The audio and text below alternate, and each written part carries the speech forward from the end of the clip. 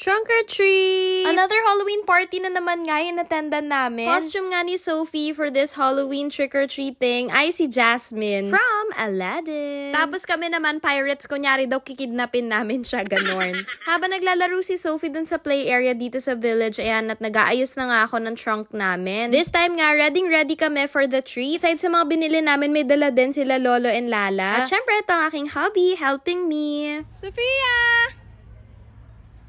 Coming?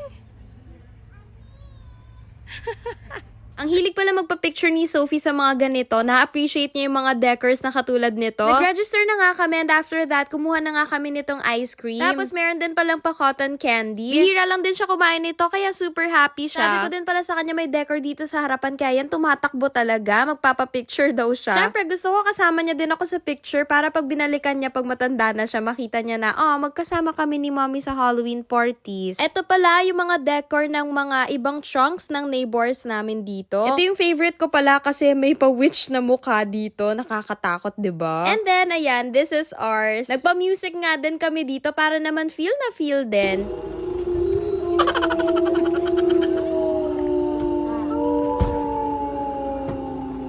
Ito na nga at parating na yung mga bata kaya nagre-ready na kami. Ay sus, una sa pila si Sophie. At ayan, sabi ko nga sa kanya, sabihin niya trick or treat kapag nanghihingi siya ng candies. Alam nyo, sobrang mana talaga siya sa amin ni Daddy B kasi gustong-gusto niya talaga, love na love niya yung Halloween. After nyan, pinuntahan niya nga ako para mag-trick or treat. Ay sus, bago mapagsama-sama to, alam nyo, pinilian niya yung chocolate dyan.